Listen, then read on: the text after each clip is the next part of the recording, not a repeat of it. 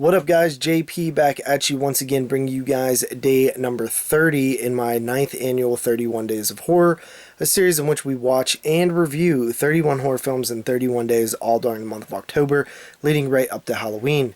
And continuing along here with day number 30, I decided to go back a ways.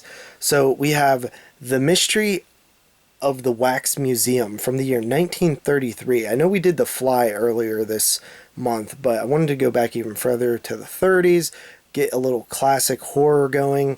So we got The Mystery of the Wax Museum, 1933. This is on Warner Archive. Again, I reviewed a couple of these titles in the past, definitely one this year. But, it came out fairly recently, within the last year, picked it up.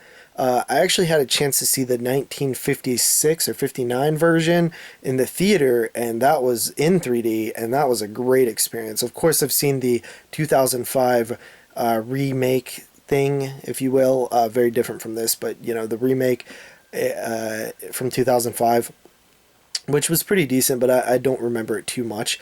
So I've seen like most of the versions of this, but not this specific one.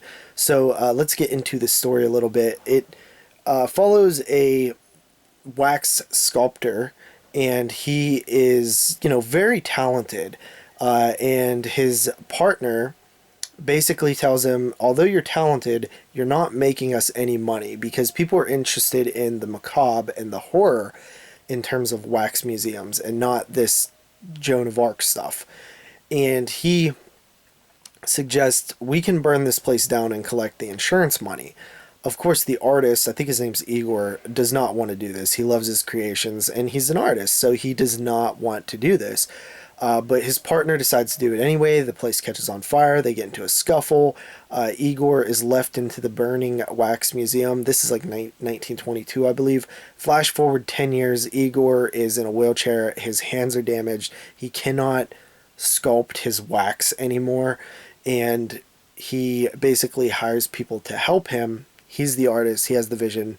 But he gets somebody with hands that could do the work for him.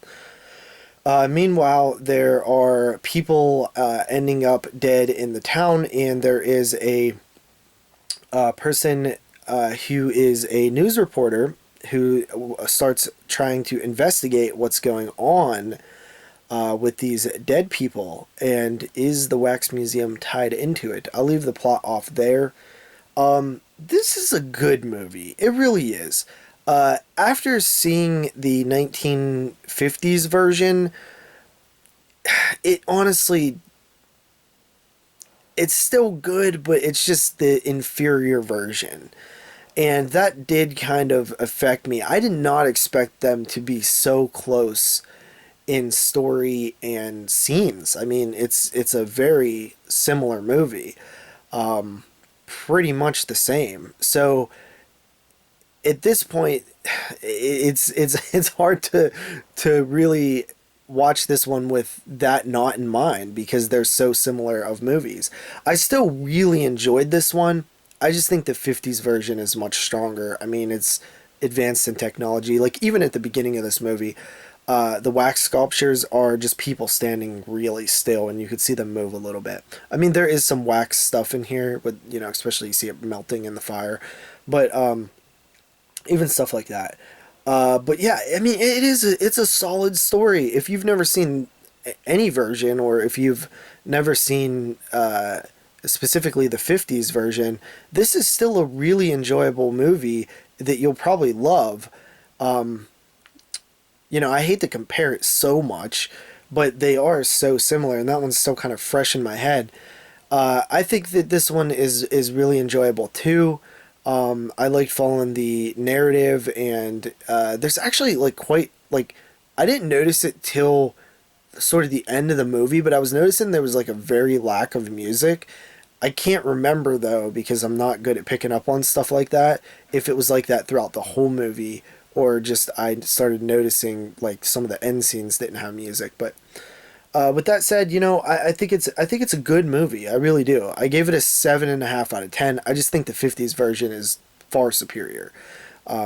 So The Mystery at the Wax Museum. Looked good on Blu-ray. Pretty cool. So with that said, see you guys tomorrow with the final review of the 31 Days of Horror year number 9.